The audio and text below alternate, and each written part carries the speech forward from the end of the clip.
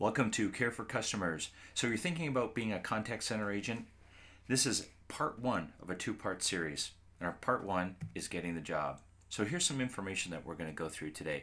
We're going to talk about some of the computer skills you need, some of the educational requirements that jobs in the contact center require, and what you need to be in the job, flexible, some of the types of jobs that are available to you, and some tips for the interview session. So let's get going. First and foremost, computer skills. Every contact center in the world, whether you're applying in the Philippines, you're applying in India, or you're having a job in South America, all companies operate with computers, and they're typically Windows environments. So you're going to have a Windows environment with mouse, keyboard. And typing, or the ability to type with both your hands and most of your fingers, is very important. And also typing while talking and listening to what a customer has to say is also a skill that can be enhanced. And I suggest that you try and enhance that skill if you can before you apply. So let's talk about education. The ability to read and write English proficiently.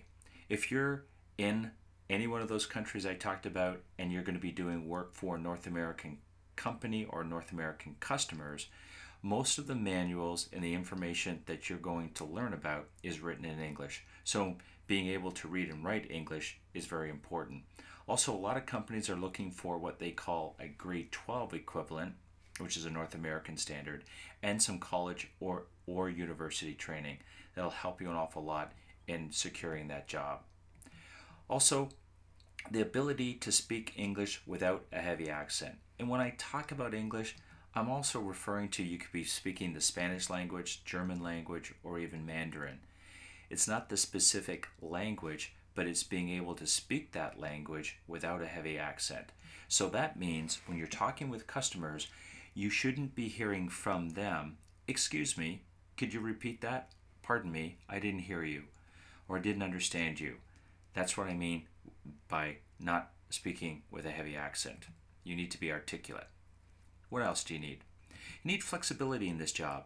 If you're working, as I said, in the Philippines or in India, you are probably going to be working in your overnight hours. So 2 a.m., 4 a.m. in the morning, and just that is a difficult period of time to work. So you need to know that from the start. But those hours could change. We'll talk a little bit more about that later. Also, from a flexibility perspective, your work is going to be in a very controlled environment. You're going to be told what days to work, what times to start work, when your breaks are going to be, how long your breaks are going to be. And so it's very, very controlled, and you have to just be aware of that. And there's going to be times throughout the year that people are going to, your supervisor, your managers are going to come to you and say, "I need extra hours from you today," or "I need you to work another shift." So be expecting of that kind of activity. What else from a flexibility perspective? You're going to be working at a desk for extended periods of time, maybe up to even 4 hours at a time. So if you're the type of person who can't sit still and you get fidgety and you have to walk around and move about, you might want to consider this is not the right job for you. You are going to be confined to a desk, and so that's going to have to be an important part of your decision-making process. Also, you're going to be dealing with challenging customers, whether you're making outbound calls to them or you're supporting them or servicing them on an inbound call perspective. They are sometimes going to be upset because of the product or service they purchased is not working for them, and they are going to say challenging words. What you have to do is not take it personally, that they're not really kind of challenging you, but they're just challenging the organization or the process or the procedure. So your ability to deal with this is very important. It'll mean you're going to be a lot more satisfied in your job if you can not take these kinds of conversations too literal. So let's talk about the different jobs that are in the contact center for new hires. So I've got a list of 5 here. Let's go down the list. First job is outbound sales. This is where you'll be calling customers or potential customers to sell them on a product or a service. So you have to have a good sales initiative. You actually have to like sales. And if you don't like sales or you're not a sales type person, then I strongly suggest don't apply for those types of jobs. Even though they may be easy to get, you're not going to be happy. You probably won't be successful. And so it might be a waste of your time. Try one of these other jobs. Let's talk about inbound support. This is where you're taking calls from customers, talking to them, and providing them support or service on a product that they have purchased. And the skill factor here is that you have to follow a lot of processes and procedures that are outlined by the company that you work for to do the job effectively. So you'll have the rules in which to engage the customer, and you have to follow those processes. E-care support is where you actually are communicating with customers through the written word. So you're typing responses back to emails for them. Again, in a support or service environment.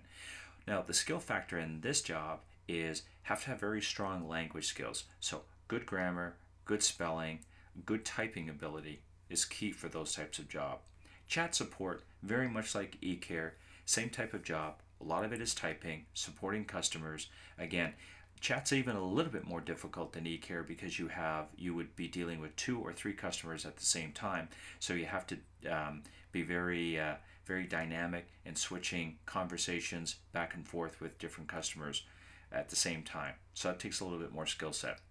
Back office support is primarily dealing with forms, applications, coupons, things like that, where you will spend a lot of your time typing information and working through a process workflow. So in this job, the skill factor is accuracy. Had to be very accurate, be able to get the forms or applications completed first time. But the job also has a lot of repetition to it, so you have to be aware of that as well. So let's move on to the interview. So first and foremost, look neat and professional. I can't stress this enough. If you're going to walk into a place of business, you want to look like you are there to work that day, and you want to meet their dress code. So you can never dress too well. You can always underdress. So look neat and professional whenever you're at the company or in an interview. Don't bring friends or family. You may have some people that you have to look after during that day. If you can at all possible, find someone else to look after them or have them wait outside the building. But bringing other people into the interview doesn't set a good example. You want to look like you're an independent business person, so being able to come in by yourself is important.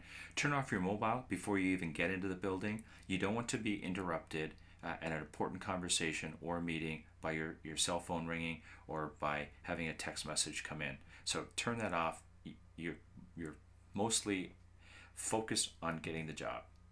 Remember to say please and thank you and I appreciate your time, and thank people that you will meet, the receptionist, other people. It's good to be polite, and also you never know what that receptionist or someone at the door may say to the person who's interviewing you. So don't lose that opportunity to be nice to people. Also, bring a couple of pens and a pencil and some paper. You may need to fill out a form. You may actually need to take down some information with regards to where your next meeting may be, or if you might have to take a test.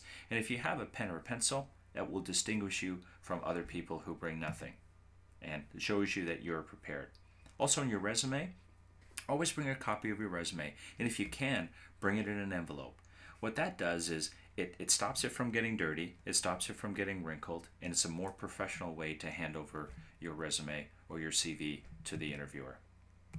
Some other points. Smile.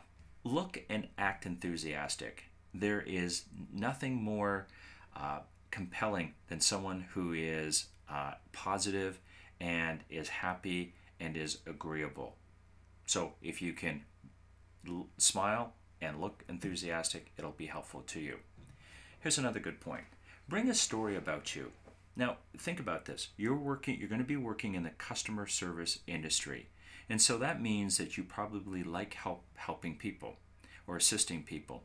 So if you have been able to do some volunteer work, or you've looked after people, or you've assisted people in some way, shape, or form, bring that story and prepare to tell that story, because you want to impress upon the people that you're applying to that you have this kind of mentality, you have this kind of persona about you, that you're willing to help people.